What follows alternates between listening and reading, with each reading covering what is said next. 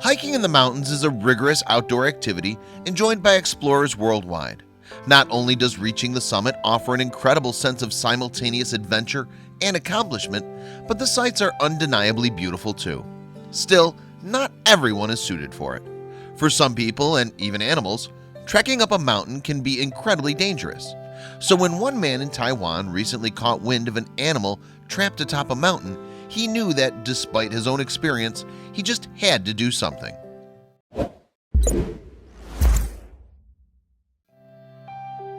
As an animal rescuer based in Taiwan, Sean McCormick was no stranger to dangerous days at the office. Nonetheless, what was asked of him recently was intense even by his standards. Knowing Sean from his work as an independent rescuer, a woman recently reached out to him via Facebook to alert him of an animal in Taroko National Park that desperately needed some help. While on a hiking trip, this woman had come across a severely malnourished dog in a small mountain village. The poor thing had taken up shelter in a large metal contraption outside a guest house. That wasn't all that was concerning though.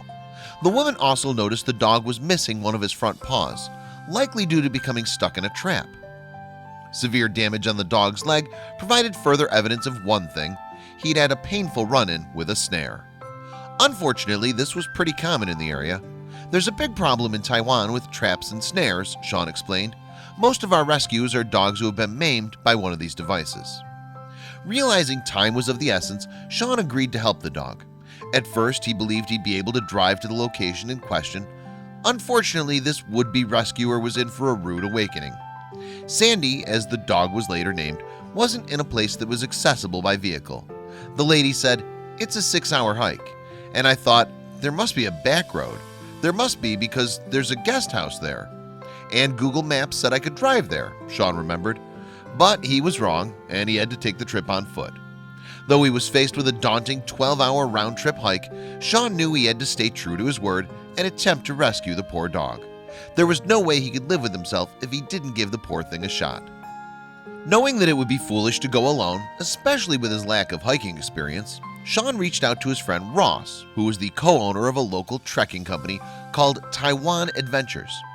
Ross agreed it was smart for Sean to have reached out. "It's a brutal hike," he admitted. "It's not one for beginners," and Sean was in the beginner category. He told me he hadn't done anything like that before. At that, the two men set forth on their journey.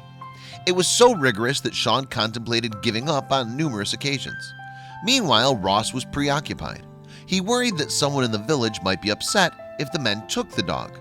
Nonetheless, they trekked on. Thankfully, after 6 hours of rigorous hiking up steep and slick trails, Sean and Ross finally made it to the village where the dog had been spotted. Yet the pooch was nowhere to be found. "We looked in the outside kitchen area, but the dog wasn't there," Sean recalled. "We didn't say anything to each other, but I know we were both thinking, oh crap, were they too late?"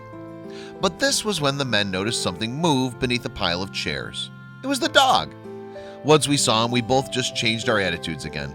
I suddenly had a lot of energy, and Ross was going to get that dog out no matter who complained about it, said Sean. It was obvious how badly Sandy needed their help. Without so much as resting, the men decided to find a veterinarian as soon as possible.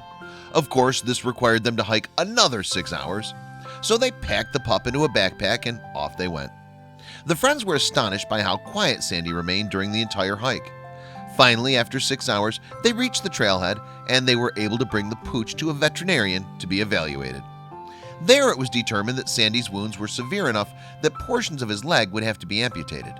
While tragic, Sean and Ross were relieved to learn that after being fitted for prosthetics, Sandy would be all right otherwise. "He's doing amazingly well," Sean said as Sandy recovered at his home. "He was just so happy. He immediately started playing with some of the younger dogs here, and he's just a very sweet, happy dog." Luckily, when word of Sandy's story spread, people immediately reached out in hopes of adopting him, and it wasn't long before Sean settled on someone. Of course, Sandy's new owner would have to wait until the pup was fully healed first. In the meantime, both Sean and Ross were extremely proud of what they were able to do for Sandy.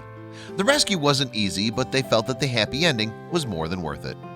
Sean and Ross went above and beyond to save Sandy's life, and it's a good thing they did. If it wasn't for them, there's no saying what could have happened to the poor dog.